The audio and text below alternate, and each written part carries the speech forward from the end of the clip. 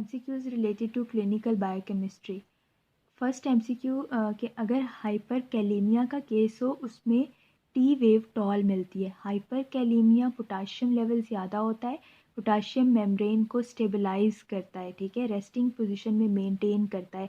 तो जो T wave होती है ना ECG में, वो रीपोलराइजेशन को शो करती है कि मीन्स कि मेम्ब्रेन अब रेस्टिंग फेज में जा रही है।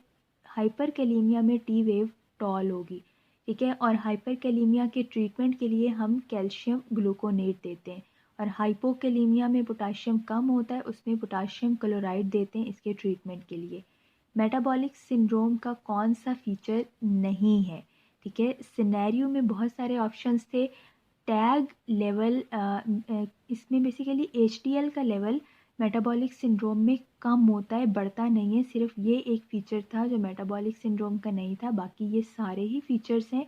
क्या क्या होता है मेटाबॉलिक सिंड्रोम में? इंसुलिन रेजिस्टेंस होती है, पेशेंट इज़ ओबीस, मोटा होता है, टैग का लेवल इंक्रीज़ होता है, ग्लूकोज का लेवल इंक्रीज़ होता है, और HDL बॉडी में कम होती है। HDL अगर ज़्यादा हो रही है इट मीन्स कि it is not a feature of metabolic syndrome, ठीक है। देन मेटाबॉलिक एसिडोसिस, इसको इन्वेस्टिगेट करने के लिए हम ABGs करते हैं या इसी को ब्लड गैस मेजरमेंट कहते हैं, ठीक है।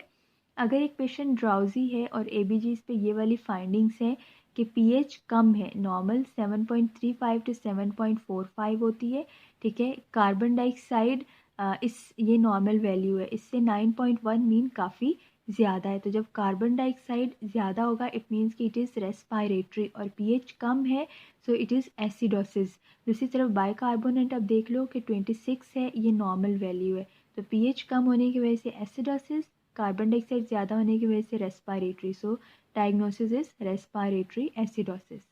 अगर एक पेशेंट है उसमें पोटाशियम का लेवल कम है, एसिडोसिस है, मीन्स के pH 5.6 है, नॉर्मल 7.35 to 7.45 होती है। बाइकार्बोनेट्स 18 है, नॉर्मली 22 to 26 होते हैं। तो इस पेशेंट में कौन सी टाइप का रीनल ट्यूबुलर एसिडोसिस होगा? It will be type 1।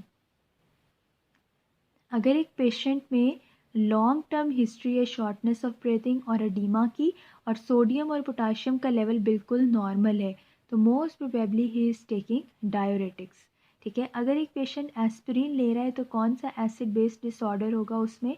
Aspirin जब लेगा तो सैलिसाइक्लेट्स बॉडी में डिपॉजिट होंगे, और सैलिसाइक्लेट्स की वजह से मेटाबॉलिक एसिडोसिस होती है with increased anion gap. So answer will be metabolic acidosis, ठीक है। इस सिनेरियो के अकॉर्डिंगली pH भी कम हो रही है, 7.35 to 7.45 नॉर्मल है, बाइकार्बोनेट्स 5 है, मीन्स कि बहुत कम है, नॉर्मल वैल्यू 22 to 28 होती है, ठीक है। इसके अलावा कार्बन डाइऑक्साइड 25 है, इस केस में नॉर्मली 35 to 45 होती है, मीन्स सारी वैल्यूज़ ही कम हो रही है। तो ये क्या है? ये मेटाबॉलिक एसिडोसिस है विद रेस्पायरेटरी कंपनसेशन। एसिडोसिस में बाइकार्बोनेट और pH कम हो जाती है।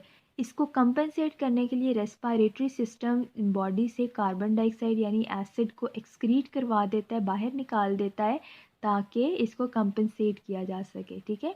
इसकी कंपनसेशन रेस्पायरेटरी अल्कोलोसिस से होती है। Long term treatment with thiazide diuretic, thiazide diuretic जब बहुत देर तक लेते हैं उससे हाइपोकैलेमिया के चांसेस होते हैं।